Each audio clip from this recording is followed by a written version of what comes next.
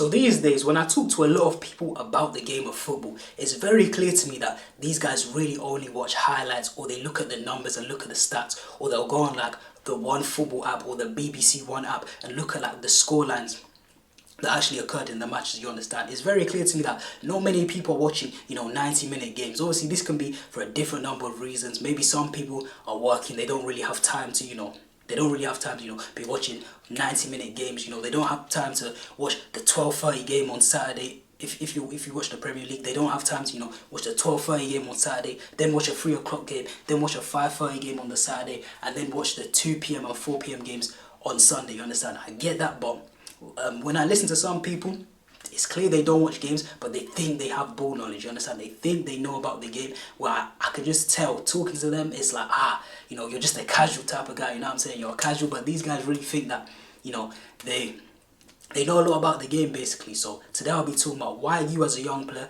you should be watching full games. Especially if you have the time, you should be watching full games. And I'll be talking about the dangers of not watching full games and how this can negatively affect you as a footballer. Me, myself, I've been guilty of this in the past, where there has been a footballer from maybe a league that I didn't watch consistently. Maybe it was Ligue A, maybe it was the Bundesliga. He was out there getting stats, you understand? He was getting stats, he was getting numbers, everyone was talking about him. You see like the compilations on Instagram, on YouTube of him, and I'd get tricked, I'd get twanged into thinking, this guy's a baller, you know what I'm saying? This guy's a baller. So I'll go around, anytime a football discussion comes up, I'll be telling my friends, yo, this guy's a baller, like he's hard. Like I think he's top 10 in this position. I think he's top 5. Where in the back of my mind, I knew I had never even watched him play for real. So when I actually started sitting down and watching some of these players from other leagues and actually, analyze their game, I looked at it and I was like, bro, some of these guys are underwhelming. Like some of these guys, like they get numbers, they have moments, but like their overall play across the 90 minutes, it flatters to deceive. You understand? I don't really rate it. Like a guy like this was like, an example of this for me was like Leon Goretzka. I always thought, Leon Goretzka, because back in the day with the FIFA cards, like the FIFA 19 cards, this guy had like 80 everything. He had 80 pace, 80 shooting, 80. He was part of like the 80s club. So immediately everyone just thought, oh yeah, Goretzka, he's one of the best midfielders in the world. But then I watched this guy for Bayern Munich and I think, yo, like, nah, like he's not it, like technically he's just not there. Like you can see a clear difference between guys like midfielders like him, Muller, Musiala and Kimmich. Like you can tell like he's sort of like the odd one out, you know what I'm saying? He's the odd one out where it's like the play will be flowing, but then he's just not technically secure, you understand? He's not technically secure, and he's just one of them players who relies purely on his athleticism to get him through, but technically he's not really there. He can score the odd goal or two, but he's not really there. Another guy I feel like this is Valverde for Real Madrid. I look at Valverde and I think, yo, he can score the occasional banger, he works hard, he's got passion, all of this, but his overall game in terms of his technical ability, getting the ball on the half turn, passing, creating chances,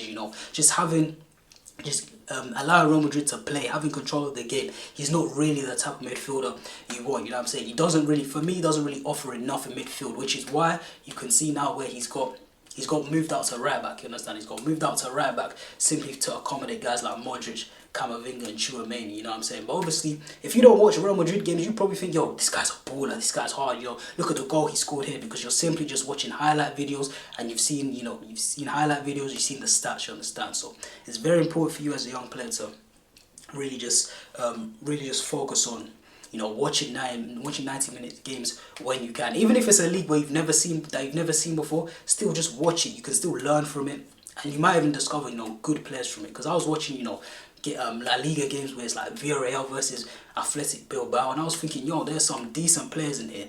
But it also works the other way, where there have been players where I've never really heard people talk about them, but when I watch them play from like other leagues, they're ballers, you know what I'm saying? Like Çalhanoğlu for Inter Milan. People only watch Inter when they play in the Champions League, but even when I watch this guy in the Serie A, I'm thinking, yo, he's a ridiculous baller. Everyone talks about Barella, but Çalhanoğlu, ridiculous baller. Same as Fabian Ruiz.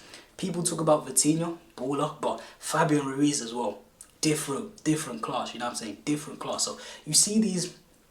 So when you only watch highlight videos, 90-minute games, you miss out on certain ballers, but it also can have a negative impact on you, which is what I'm going to get into. One weakness that many footballers have is improving their weak foot. For some reason, a lot of players I've spoken to just can't seem to figure out how to improve their weak foot, whether they're right-footed or left-footed. But luckily for you, I've made a course on how to improve your weak foot. This course is currently in the works.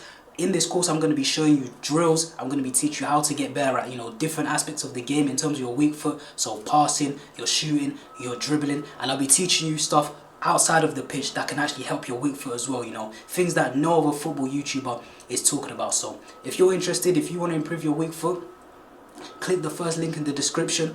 Get the course, and trust me, you won't regret. Your weak foot will 100% improve. So the first reason as to why you should avoid only watching highlight videos is because obviously in these highlight videos, in these compilations, you only get the players' good bits. You never get the mistakes.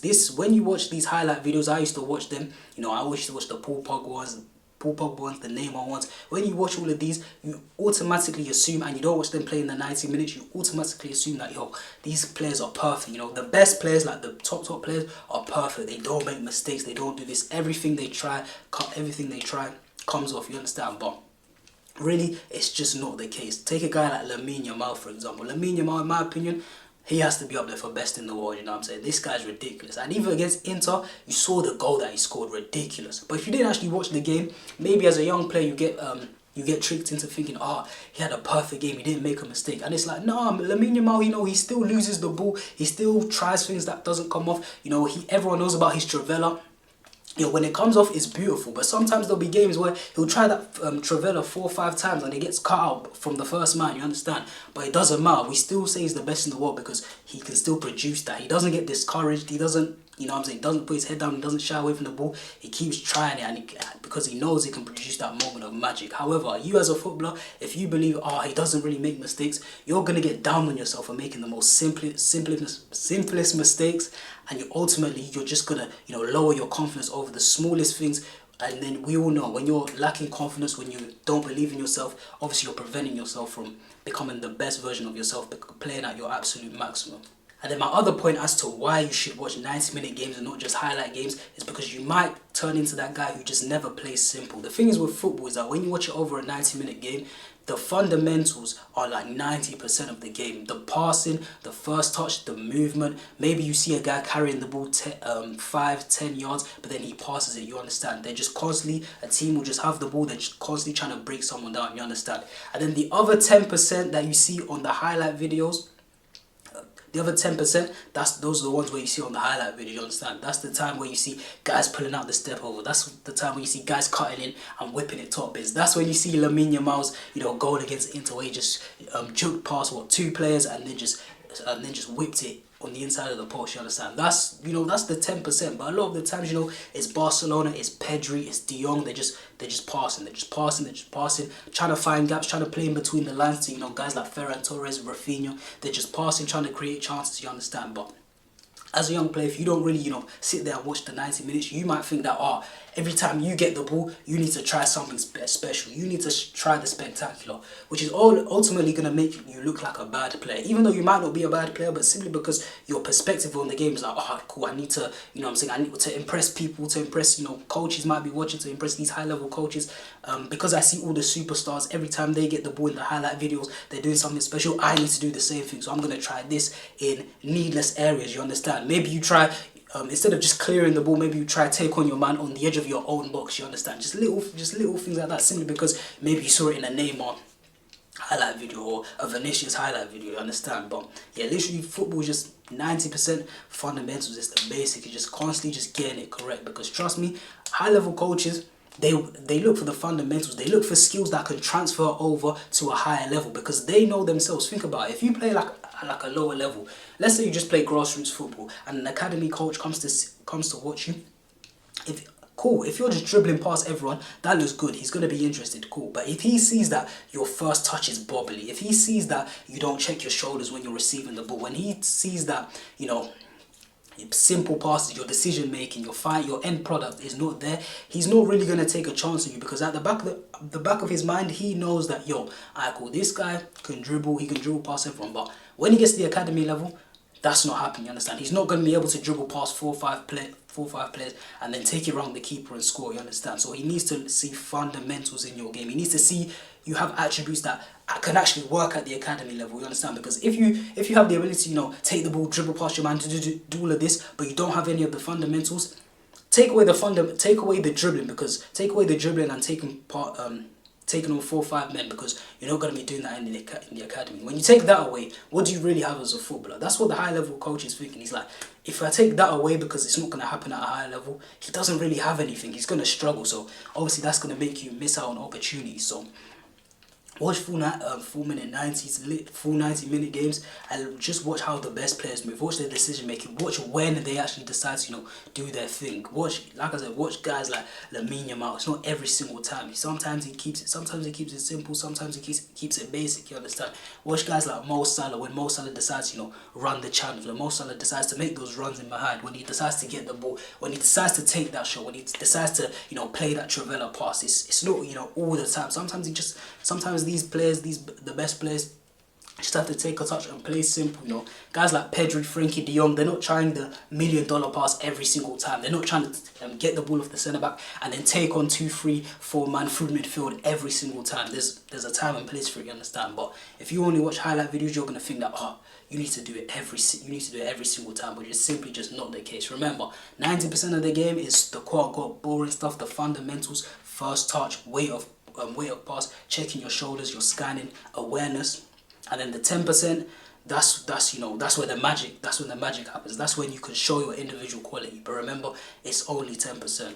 And lastly, you can't just use metrics like your goals, just purely the amount of goals that you score to determine whether you're having good games or bad games. That's the thing. When you focus on numbers, and maybe you have a bad game but you score 2 goals, you might think in your head, oh yeah, I'm the man, I'm good, I don't need to work on anything else. Like, I'm the man, I score all the goals for my team, I'm good. Whereas if you actually look at your overall performance, you may have a lot to work on, but you've deluded yourself into thinking that you're the perfect footballer simply because you put up numbers. And that's the thing where, that's the problem with, just focusing on stats and focusing on these highlight videos. It's because you can't just judge a player based on their numbers. You have to watch their overall 90-minute performance. Football's a 90-minute game. Yeah, you have those players where people would argue, he has moments. He doesn't have he's effective. He has moments. He doesn't, have a good full 90, but he's effective. But the thing is, though, is that football's becoming a more team-oriented game, you understand? Especially in the modern day where it's like everything's about systems. I'm pretty sure you've heard about systems, where a team is just, there's not really room for, individual star quality. Obviously, you've got guys like Lamine Yamal, you've got the outliers, guys like Haaland for Man City, where a team will play around them, you understand? But normally, it's just a team-oriented game. It's one of them where if you don't fit in the system, then if you don't fit in the system, then you're not going to play, sort of thing. So you need to make sure that you got the fundamentals and your overall 90-minute performance is good, and not that, cool, you played dead for 80 minutes, but then you ended up scoring a goal, so now you had a good game, or you ended up getting an assist and you had a good game. Those are not good metrics to, to judge your performance based on, because like I said, it's one moment out of 90 minutes. What's the point of being good? It's fair enough you're good for 1 minute, but what about the rest of the 89? You understand? And then eventually, people might sing your praises. People might say, oh yeah, this guy's a baller. Say he has the most goals or he has the most assists. But trust me, what happens when them goals and assists don't come? Then what? Then what do you have? You know what I'm saying? When the goals and assists dry up, that's when you get these footballers where people start to turn on these footballers simply because they're not getting the numbers. Guys like Rashford, when Rashford's putting up numbers, I hear people saying, oh yeah, put him in the England squad, best winger in the Prem, blah, blah, blah. But as soon as the goals and assists start to dry up, Rashford's washed, he's this, he's that. But I would be thinking in my mind that when you actually watch his actual 90-minute performances, when he's putting up numbers and when he's not putting up numbers, it's the exact same thing. He does the exact same thing. It's not too much different. His level of performance doesn't actually go down, but simply because he's not putting up numbers anymore, suddenly everybody just turns on him. You understand? So that's what happens if you keep judging yourself on the numbers. When the goals and the assists dry up, people are going to be looking at you like, yo, what's going on? You know what I'm saying? So you need to make sure that overall performance is solid, that overall performance is quality. And obviously, like I said before, that comes from just literally the fundamentals. Like I said, first touch, way of pass, decision making, scanning, awareness, just even running back for your team. I know that's the bare minimum, but still, even just little things like that. But yeah, that's the video on why you should watch full 90-minute games, why you should avoid only watching,